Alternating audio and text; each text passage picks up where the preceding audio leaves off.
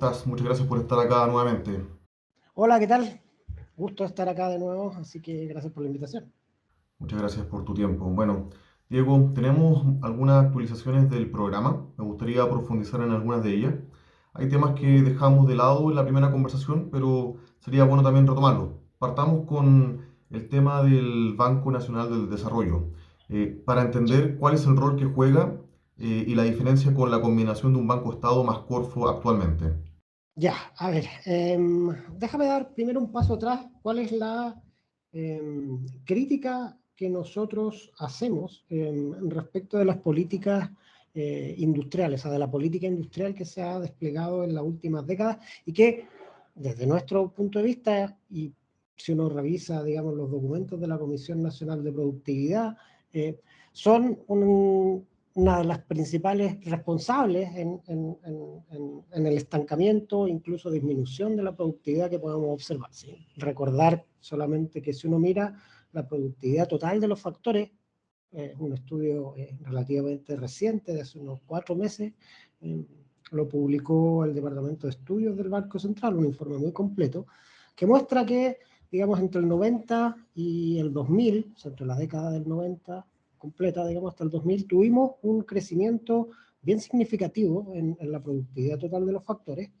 Después, entre el 2000 y el 2010, esto tiende a estancarse y observamos una productividad bastante pequeña. Y finalmente, entre el 2010 y el 2020 ya tenemos directamente una productividad total de los factores negativa. Entonces,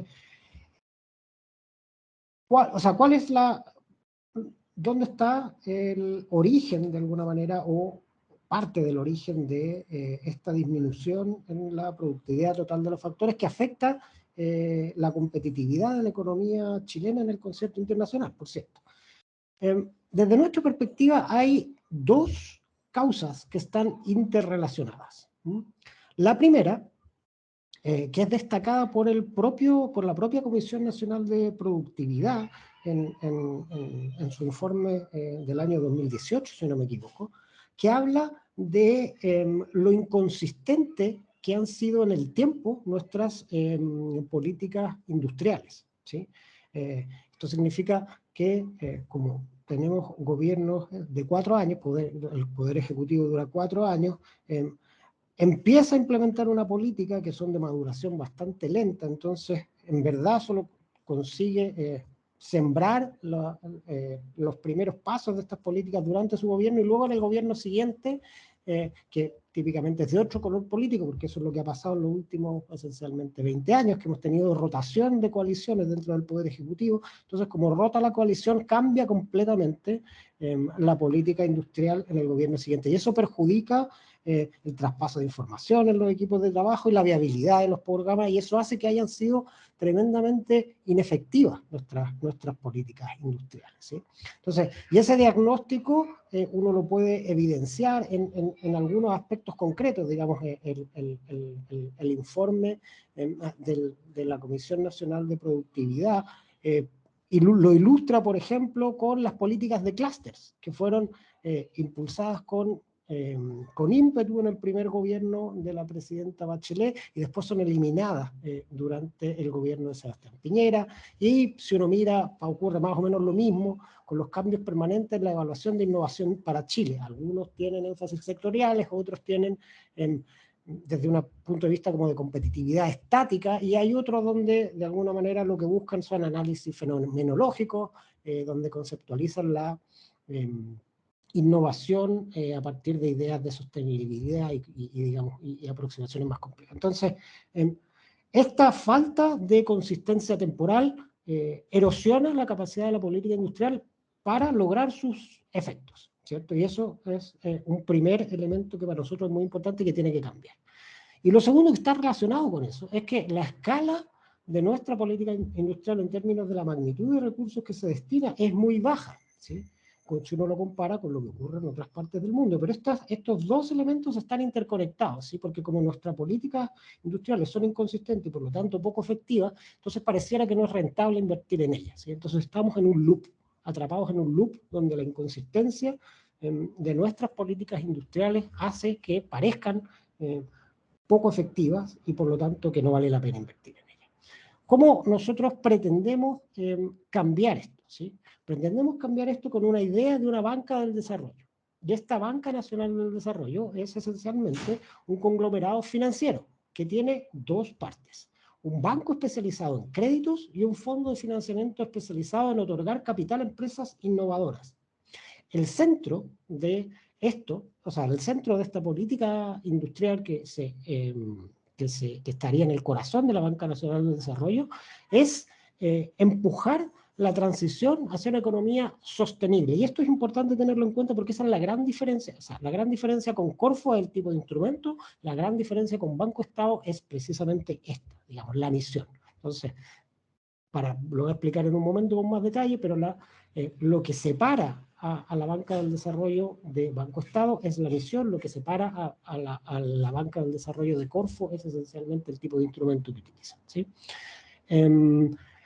Esta Banca del Desarrollo, a su vez, institucionalmente la idea es que replique el modelo institucional que en Chile ha sido más efectivo a la hora de evitar la captura política, ¿sí? Porque esta inconsistencia temporal que hablábamos antes respecto de las políticas industriales tiene su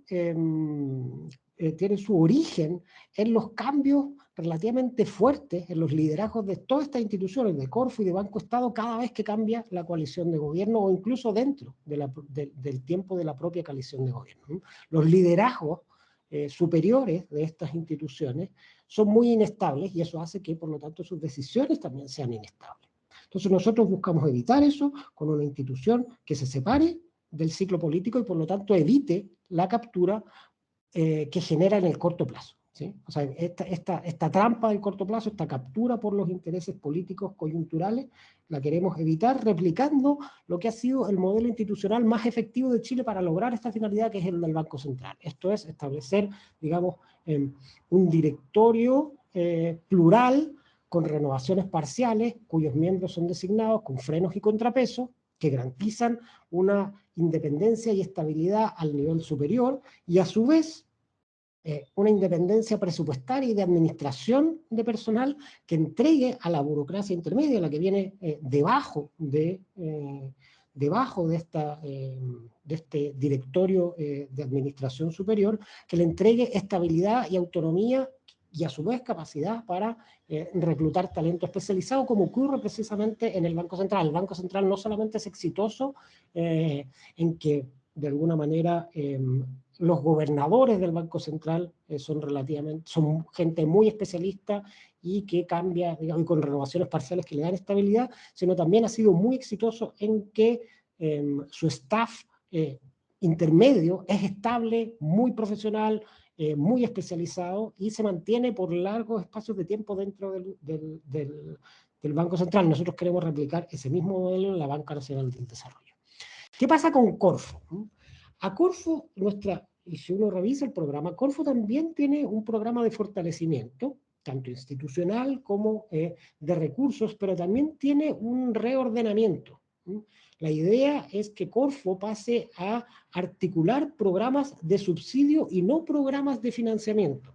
Esto, a su vez, no es algo que se nos ocurra exclusivamente a nosotros, sino que si uno mira los estudios internacionales respecto de Corfo, el propio Banco Mundial en 2015 recomendaba esta separación entre la herramienta subsidio y la herramienta financiamiento. Entonces nosotros lo que queremos hacer es seguir esta recomendación del Banco Mundial del 2015 y que da origen a este proyecto Infisa, que nunca fue realmente implementado, y en esto nos apoyamos en el trabajo de Stephanie Griffith Jones, que digamos, trabajó o fue parte, digamos, de este trabajo que acaba de mencionar y que se incorporó hace relativamente poco tiempo en nuestro consejo asesor. Entonces, respecto de Corfo, vamos a fortalecer Corfo por otra vía, pero además vamos a especializar Corfo en todo lo que tiene que ver con programas de subsidios y los que tiene que ver con la herramienta de financiamiento,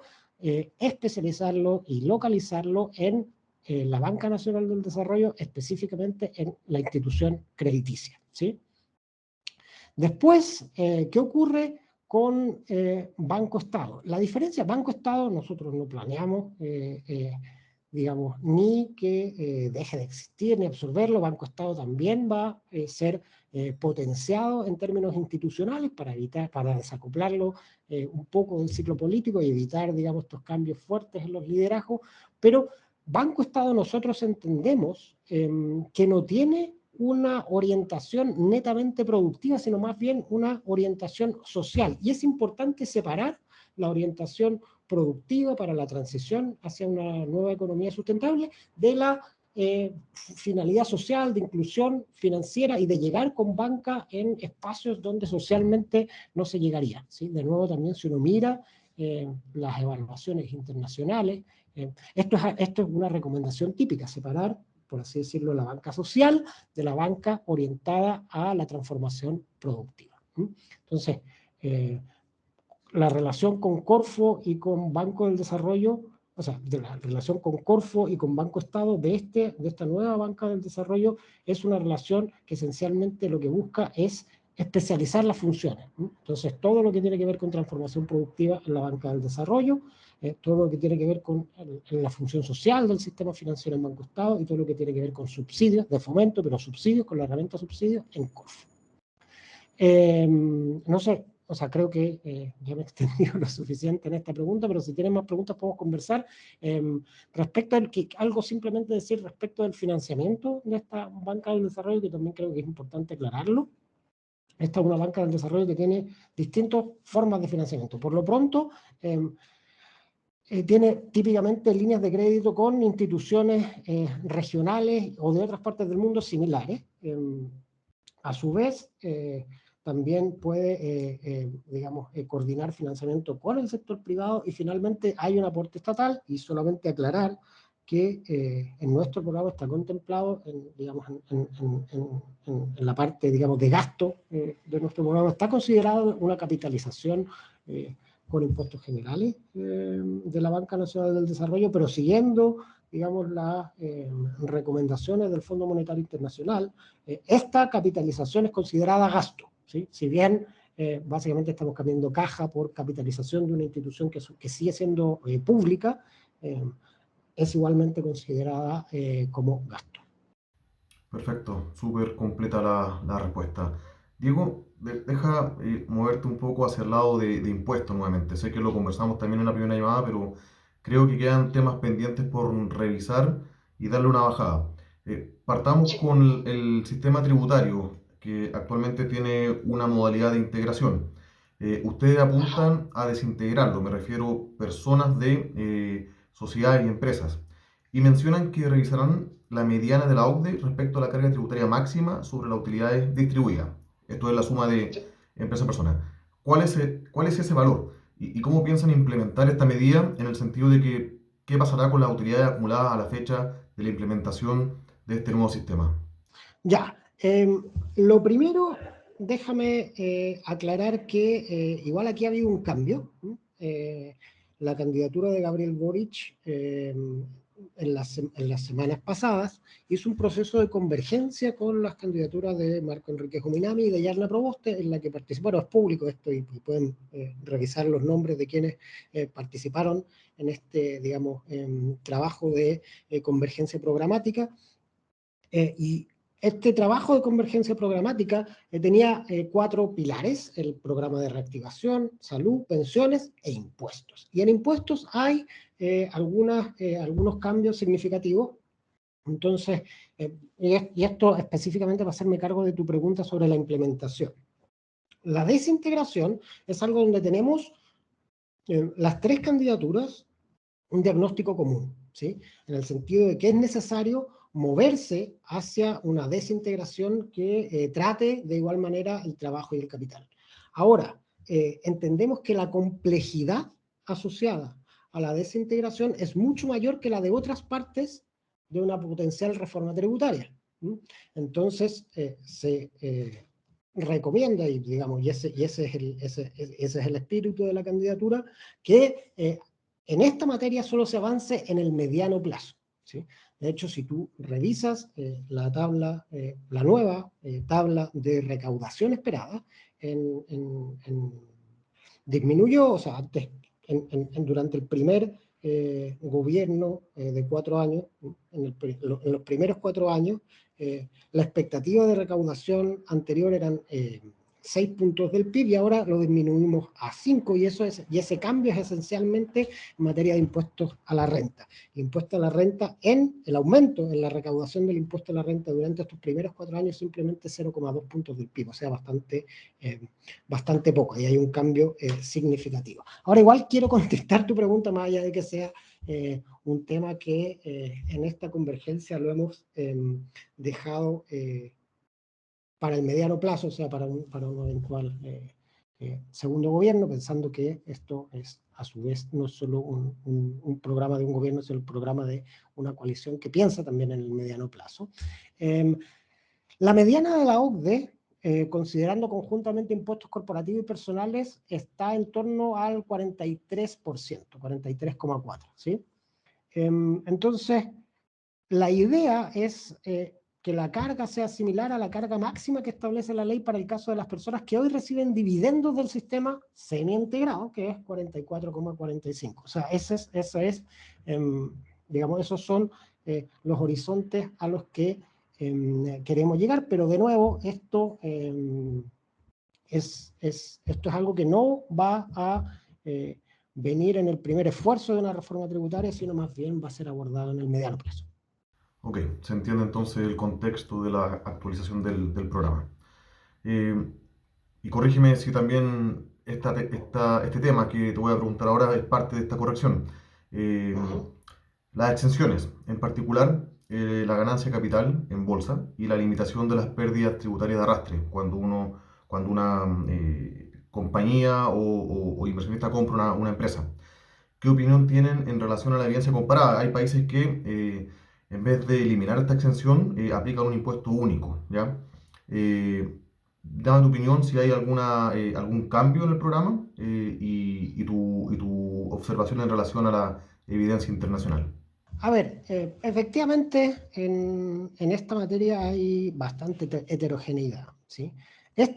A diferencia de lo que ocurre con el tema de la desintegración, este sí es un tema que queremos abordar digamos, en el primer paso.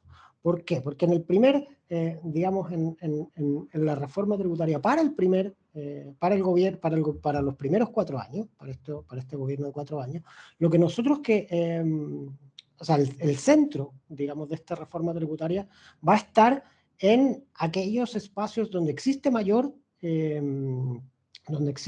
concordancia técnica. Uno de los espacios donde existe mayor concordancia técnica es precisamente en las exenciones. Y está, de alguna manera, evidenciado en este informe sobre exención y régimen especiales que la Comisión Tributaria de enero de 2021, o Comisión Briones, que algunos le han llamado, que aborda precisamente este tema. En el tema de las ganancias de capital,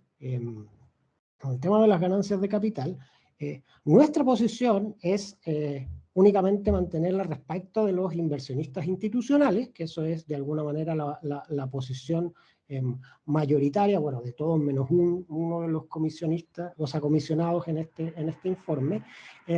Y después, respecto de los no institucionales, por supuesto hay que hacer un trabajo bien de detalle respecto de qué es lo que vamos a entender por inversionista institucional y cuál es nacional y cuál es extranjero, y por cierto, ahí hay un trabajo de densidad normativa que es importante abordar en su momento, pero digamos, admitiendo esa distinción entre lo institucional y lo no institucional. Respecto de los no institucionales, nuestra aproximación es similar a lo que fue la posición de Claudia Agostini, José Miguel Benavente, Eduardo Escobar y Claudia Sangüesa en esta comisión, en orden de eliminar esta franquicia y que las ganancias de capital generadas por la enajenación de instrumentos de este tipo sean consideradas simplemente como un ingreso ordinario afecto a las reglas generales de tributación de la ley de impuestos a la renta. Entonces, bueno, si es persona natural global complementario, si es residente en el extranjero, impuesto adicional, y en el caso de empresas chilenas, IDPC. En el caso de las pérdidas tributarias, o sea, nuestra idea es que se puedan deducir hacia el futuro, efectivamente, pero con límites en cada año comercial, un poco copiando el benchmark de experiencias internacionales. Nosotros entendemos que es un instrumento útil, pero que necesita igual una limitación para cada año comercial para digamos, evitar cierto incentivo adverso. Perfecto. Y bueno, un tema un poco más polémico es guarda relación con el impuesto al patrimonio. Y aquí estamos hablando de impuesto directo al patrimonio y no las contribuciones de bienes raíces ahora, que eso ya existe en Chile, ¿ya? ¿Por qué tienen la idea de avanzar en una línea donde el mundo desarrollado va en retirada y ha probado ser una herramienta de baja recaudación pero alta incertidumbre para la estabilidad de los capitales? Sé que puedes nombrar experiencias donde sí ha funcionado, pero al menos mirando la amplia gama de países que lo tuvieron, van retirada. Entonces, quiero entender la lógica y cómo lo harían efectivo para que no sea una herramienta que finalmente recauda mucho menos de lo que se plantea en un principio. A ver, aquí yo creo que hay una idea fuerza que tiene que ver con cómo uno analiza la evidencia hacia atrás. Yo creo, o sea, estoy consciente de lo que tú mencionas ahora. Yo creo que si uno evalúa esta evidencia también depende de cómo lo mires, ¿sí? O sea, efectivamente, los impuestos, esto, hablemos de el impuesto al patrimonio neto, digamos, específicamente como tú mencionabas, esta herramienta específica fue desestimada por algunos países europeos. Pero, sin embargo, de alguna manera, si uno mira las recomendaciones del FMI y del Banco Mundial, recomiendan, y también la OCDE, digamos, recomiendan implementar este tipo de impuestos al patrimonio cuando el sistema tributario no es eficiente en gravar al capital, ¿sí? En los países que, de alguna manera, desestimaron este impuesto al patrimonio neto fue porque tenían otras herramientas tributarias que eran eficientes en gravar el capital. Nosotros entendemos que nuestro sistema tributario no es particularmente eficiente a la hora de gravar el capital. Ahora, nuestra estimación en régimen es bastante conservadora y se sitúa en torno al 0,7, 0,9 puntos del PIB, o sea, no alcanza un punto del PIB, sino más bien se sitúa en el orden del 0,7, 0,9. Y, digamos, en el entendido de que es un proceso que va a requerir aprendizaje, ¿sí? Es un proceso que va a requerir aprendizaje de parte del Servicio de Impuestos Internos. Ahora, este proceso de aprendizaje, de aprender a cobrar el impuesto a los súper ricos, o sea, ¿por qué vale la pena invertir esfuerzo en aprender a cobrar el impuesto a los súper ricos? Y yo te diría que hay tres grupos de razones, ¿sí? El primero es que es comparativamente más fácil desarrollar este instrumento que desarrollar los otros instrumentos que son eficientes para gravar las rentas del capital. O sea, tanto este instrumento como las otras herramientas tributarias eficientes para gravar las rentas de capital que usaban estos otros países europeos cuando tomaron la decisión de eliminar los impuestos a los súper ricos. Ambas son difíciles de desarrollar, ¿sí?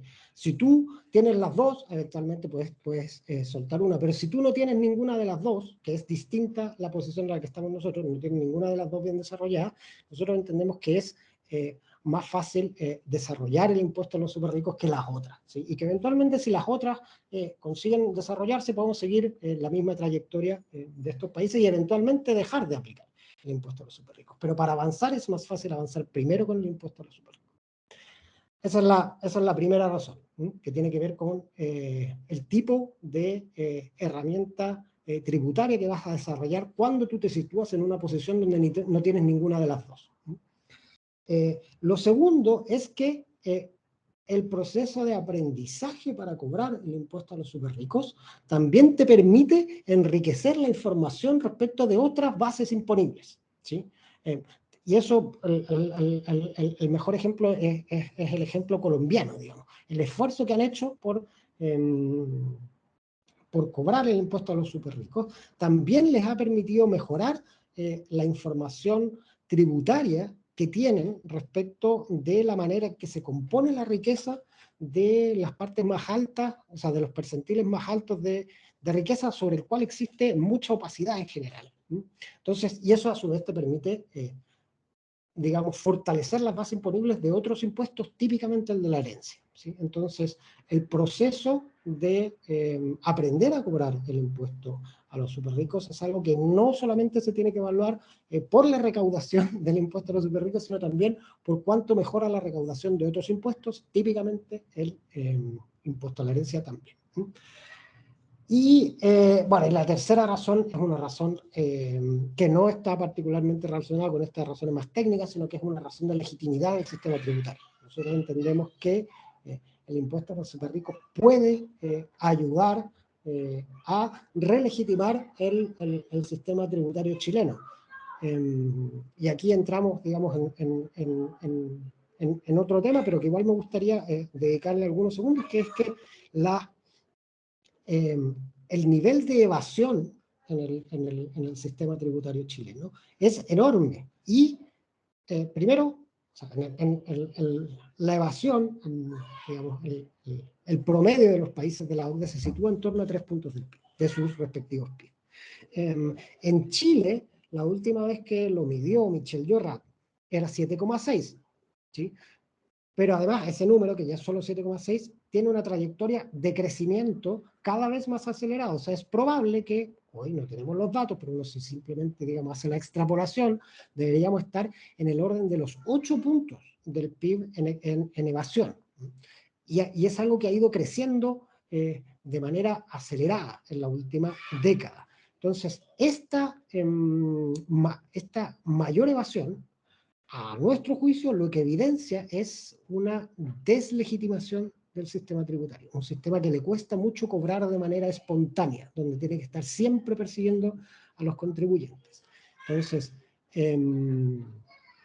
para relegitimar el sistema tributario, nosotros vemos que el impuesto a los superricos es una herramienta clave para relegitimar el sistema tributario y para, junto con las medidas para combatir la evasión, puede cumplir un rol en revertir esta tendencia hacia el aumento de la evasión y acercarnos de nuevo al promedio de la OCDE, que está significativamente más abajo que el nuestro. O sea, estamos hablando que el promedio de la OCDE son 3 puntos del PIB, nosotros estaríamos en 8 puntos del PIB. O sea, hay 5 puntos del PIB de diferencia. 5 puntos del PIB es algo que financia el programa de gobierno muy ambicioso, solamente esa brecha en la evasión, que obviamente ningún gobierno puede hacerlo, cerrar completamente esa brecha, pero para tener un orden de magnitud. Entonces, el impuesto a los superricos, entendiendo que es una herramienta difícil, ¿sí? Cuando tú no tienes otras herramientas eficientes para gravar las rentas de capital, invertir esfuerzo en el impuesto a los superricos es positivo, porque de alguna manera lo otro es más o menos igual de difícil o incluso más difícil, ¿sí? Primer conjunto de medidas. Segundo, cuando tú inviertes tiempo y esfuerzo en aprender a cobrar el impuesto a los superricos, también proteges otras bases imponibles que también mejoran tu recaudación, como en el caso del impuesto a la herencia, y finalmente generas un efecto positivo en legitimidad del sistema, lo cual te debería ayudar en tu combate a la evasión. Entonces, estas 3 razones, cuando uno evalúa la pertinencia del impuesto a los superricos, no solamente tiene que considerarlo como un tema aislado, sino sobre la base, digamos, de estas 3 razones en conjunto. Respecto al mercado laboral, tienen varias medidas que están detalladas en el programa y también en la actualización de este, al menos en la parte de materia económica. Así es. Y mira, mirando los últimos 35 años, el salario mínimo ha crecido en torno a un UF más 4,3, o sea, en términos reales, más de 4%, ¿ya? Siendo superior este crecimiento a las remuneraciones promedio de la economía. Adicionalmente, cuando uno mira los países a nivel internacional, hay una alta correlación entre PIB per cápita y salario mínimo. Hay algunos países que se escapan, por ejemplo, Estados Unidos tiene un alto PIB per cápita, pero un salario mínimo que está por debajo de lo que sería la relación que uno esperaría. Hay otros países que están por arriba, como España, ¿ya? Entonces, tomando en consideración esta batería de medidas de aumentar el salario mínimo a 500.000, creo que cambió la velocidad reducir a 40 horas la jornada laboral semanal. ¿Cómo ustedes van a ayudar a las empresas pequeñas y medianas, que típicamente son las que pagan este tipo de salario, para que puedan sobrevivir en el camino? ¿Cuál va a ser la ayuda? ¿Cómo se va a lograr esto que finalmente te acelera el salario mínimo a una velocidad que no lo hemos visto en los últimos 35 años? Ya, gracias por la pregunta. Hay varios componentes ahí. El crecimiento de los salarios, efectivamente, los datos que tú mencionas son interesantes. Ahora, en el caso de Estados Unidos, hay que tener en cuenta que en términos de mercado laboral, Estados Unidos y nosotros somos bien distintos, ¿sí? En Estados Unidos, si uno mira la proporción de... cuando uno mira, no, digamos, las utilidades de las empresas y digamos, la suma de la compensación a trabajadores, o sea, básicamente la remuneración de capital y trabajo como proporción del PIB. En Estados Unidos los salarios son más que las utilidades. En Chile es completamente al revés, digamos, las utilidades son significativamente más grandes que los salarios, y eso hace una diferencia significativa, digamos. Eso es una de las primeras cosas que uno debería tener en cuenta. Ahora, respecto de las consecuencias que puede tener este conjunto de medidas sobre la empleabilidad, la evidencia es, y de hecho el último premio Nobel es precisamente, su investigación empírica es precisamente en esta materia. Yo además tuve la oportunidad de compartir algún seminario con él en la universidad. No es tan fácil determinar cuál es la relación, o si la hay una relación causal entre el aumento del costo nominal de la contratación y los índices de empleo, porque también puede ocurrir, digamos, este efecto keynesiano o calequiano, digamos, donde el aumento de las remuneraciones impulsa también el aumento de la demanda, impulsa la producción e impulsa de vuelta el empleo. Entonces, digamos, ahí hay cadenas causales que no es tan fácil determinar cuál de las dos va a ser la que va a ser determinante. Ahora, sin embargo, respecto de las pymes, claramente las pymes van a necesitar una política de ayuda en esta, digamos,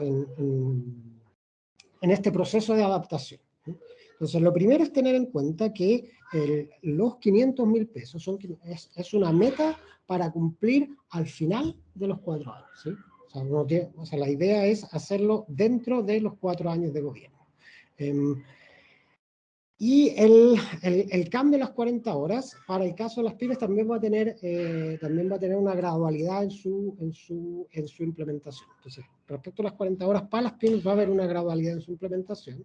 Respecto del sueldo mínimo, va a haber una gradualidad de implementación para toda la economía, y a su vez, para las pymes va a haber una política de subsidio para los trabajadores, o sea, de tal manera de completar el Estado, a través de políticas de subsidio, va a completar una parte de esa meta de aumento.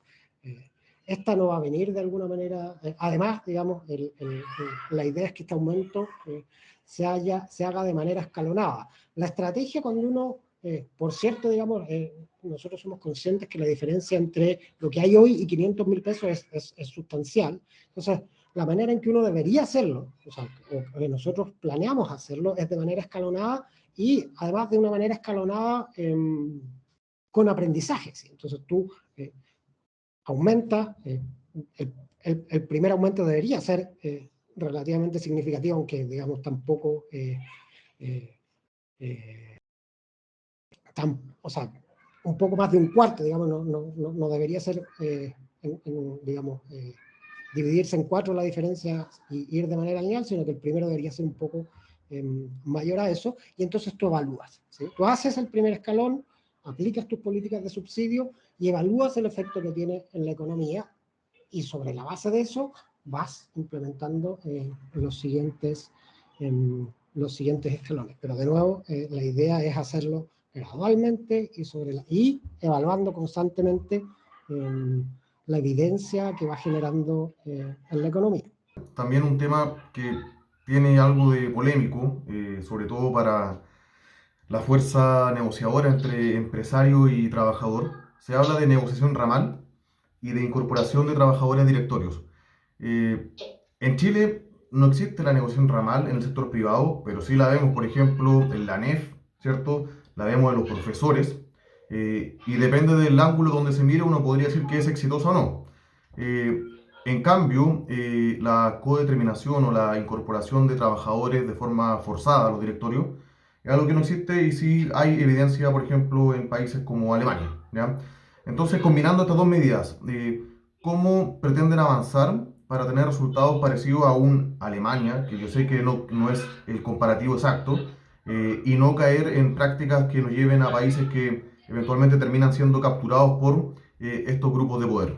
Sí, claro, y entonces ahí el ejemplo que suele usarse de Argentina. Ojo que cuando se hace esa comparación entre Alemania y Argentina, pareciera, bueno, Alemania está muy lejos, Argentina está muy cerca, entonces es mucho más probable llegar, digamos, parecernos a Argentina con este tipo de políticas que Alemania. Ahora, pero Uruguay está más o menos igual de lejos que Argentina y a Uruguay le va bien, le fue muy bien, digamos, con el fortalecimiento de la negociación colectiva. Déjame contestar primero la parte de codeterminación. Nosotros hicimos una propuesta de codeterminación, de hecho fue la primera propuesta que se hizo ya casi 8 meses, cuando empezó la candidatura de Gabriel juntando firmas. Esa fue la primera propuesta que se hizo en una editorial en el Mercurio. Tuvimos reacciones mixtas, mucha oposición en algunos casos, y nuestro análisis es que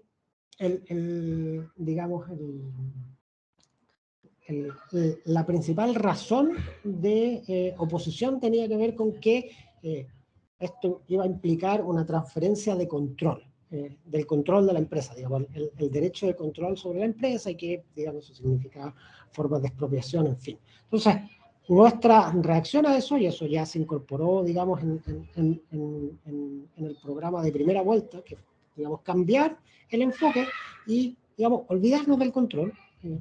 Eso se va, digamos, eso, digamos, corresponde analizarlo en algún otro momento si es que eventualmente llegamos a dar ese paso, pero enfocarnos en la incorporación de los trabajadores en el directorio con una participación incidente, ¿sí?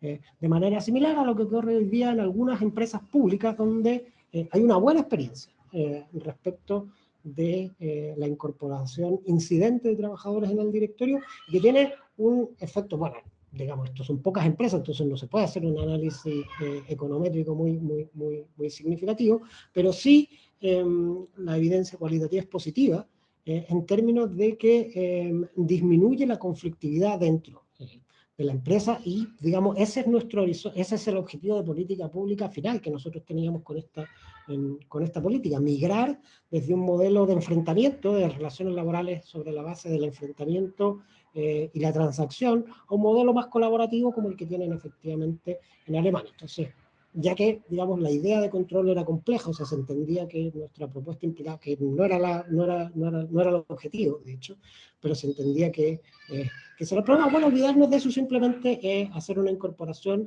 incidente de los trabajadores en el directorio para movernos hacia una relación más colaborativa. Nosotros entendemos que eso puede tener un buen efecto. Esto siempre es a nivel de gran empresa, ¿no? Pero que puede tener un buen efecto en el funcionamiento de la empresa, similar a lo que ocurrió cuando se institucionalizó la participación de accionistas minoritarios, se reguló la transferencia de control en las sociedades anónimas abiertas, en la ley de OPA, y se crearon estos comités de dirección, de directores que se encargan de revisar las situaciones de conflicto de interés y las grandes operaciones de la empresa. Y ese el diagnóstico generalizado es que esa reforma, la reforma de la ley de OPAS y todo lo que tuvo asociado las reformas MK, consiguieron profesionalizar los directorios por la vía de fomentar la participación incidente de los accionistas minoritarios en el directorio. Nosotros creemos que la participación incidente de los trabajadores en los directorios puede tener un efecto similar. Respecto, y bueno, finalmente respecto de la negociación colectiva, yo sé que ya me he extendido mucho tiempo, ya vamos para los 50 minutos, simplemente decirte que nuestra idea es avanzar, por cierto, en fortalecer la negociación colectiva, porque creemos que en un modelo similar al de Uruguay disminuye la conflictividad de las relaciones laborales.